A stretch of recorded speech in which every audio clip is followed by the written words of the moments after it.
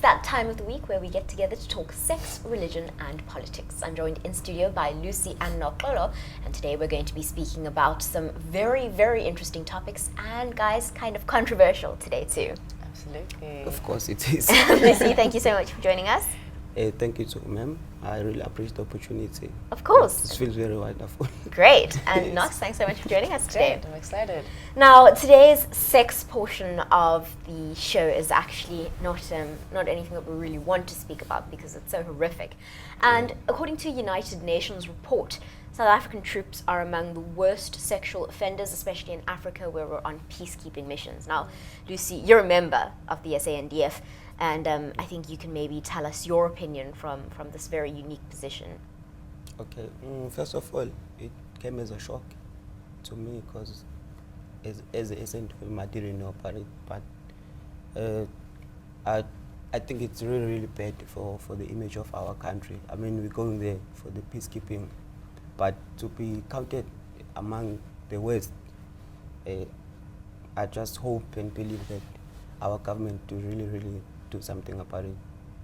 Yes. And I think probably maybe if they had to give some training or any course that can able to give them the knowledge of what is their purpose to be there, not to track our name down. One of the people who are really speaking out about wartime rape, and you know, it's just absolutely horrific that these types of things happen. Yeah, I think a lot of it makes me really uncomfortable, and I, in a sense, start to not really have faith in the systems that we have. You know, we send these people out, and we'd assume that there's a respect. You're trying to, it's a peacekeeping mission, you know. So I really think it speaks a lot to the politics of just our society as a whole, that women aren't safe, and even when you've got people in place to take care of us, you feel at risk, you know. So it's disheartening, and I don't even know where do you start with it. Is it the actual members? Is it a mindset? So I think a lot of it just speaks to a real big problem that we may have in South Africa, I think.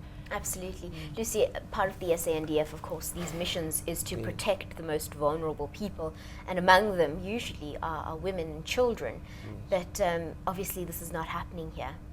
The fact maybe the UN, they made the research and they discovered that maybe we'll never know, maybe our government is keeping to the closed doors for the reputation of, I mean, it's their department and everything. So I just believe that our government can really, really do something about it. And as much as it looked bad, but I believe that in any challenge there is opportunity.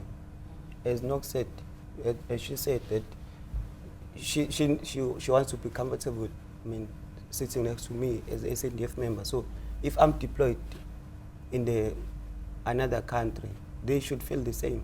You see, it's actually even worse because those people, they don't know us. You see, so what about the next woman who's sitting right next to me? You see. Yeah, absolutely. Yes. It really is a horrific story, but I think it's important to note also that the number, I think it was something, let's double check that. It's 11. 11. Yes. 11 incidents, Yes. which is, of course, Yeah. you know, 11 too many. But it's important to note that we can't label all the SANDF Yes, of course. peacekeepers like this. They're Yes. doing incredible work. Yes. I think it's fair, and I think I'm glad you brought that up, because we can't blanket everyone in that situation, but I think it is something that we do need to take note of. And I think in platforms like this, where you need to just openly speak about it, what is it that's happening, that those 11 cases are happening, and of course not everyone's the same, but I guess it really does speak to the vulnerability of women and maybe even men. I think a lot of the time we think it's just, you know, a man and woman thing. It could be anyone, really. Yes. 11, maybe some of the cases, they don't make it they don't get reported. Absolutely. That's the thing. Yeah. So it's quite tricky. I don't think we really have a solution around it, but I do think it is worrying. You know, I think we just need to change our mindset. Yeah. Yes. Because another thing is, when I read the story, it's a fact that it's still allegations.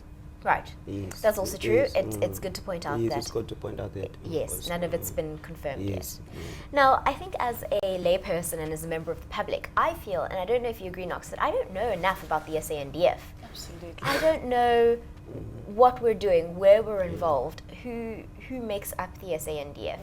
And would you feel a bit better or perhaps more empowered knowing a bit more about our defense force? I do think so. I do think they're kind of a presence that I know is there, but like I don't know what you do, and a lot of it is meant to be kept secret, you know. Yes. But how am I, let's say as a layperson, supposed to trust in this unit when I genuinely don't even know its function and like how far it's supposed to like help me or not, you know?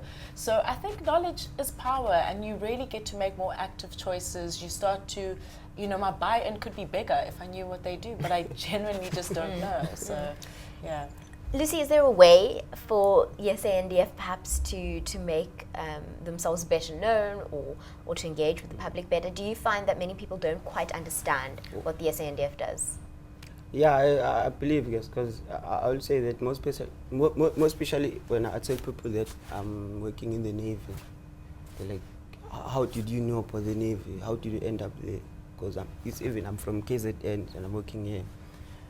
There is information out there. Sometimes we don't like to read, but I don't think the also government is doing enough.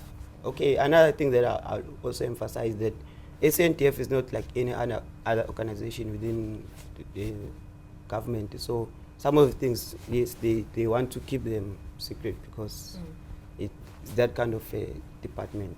But I think they can still do much better. I think was it last month where there is a report that they need more white people in the SANDF because the number is dropped. So I believe that the reason why maybe those white people, they don't have information actually what is going on, because there's a lot of things that we're doing there. Like, I mean, artisan, I just retested. Often people, they would think if a SANDF member just going to carry a rifle, which that's not true. That's true, because I imagine every member of the SANDF has a gun. Yes. Yes. And that's what they do. Yes. Yeah. I don't know if you guys hear about one lady who was in USA.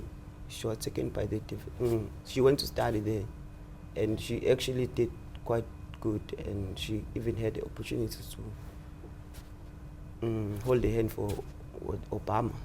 So for me, this was the inspiration, like a girl from Kwamashu Township going to USA and did great from the SANDF. So there is a good story to tell. Probably maybe even the United Nations, they will also have to look at things like that. I mean, it's not nice to be labeled as bad, while there's also good things. I mean, it was also in USA. So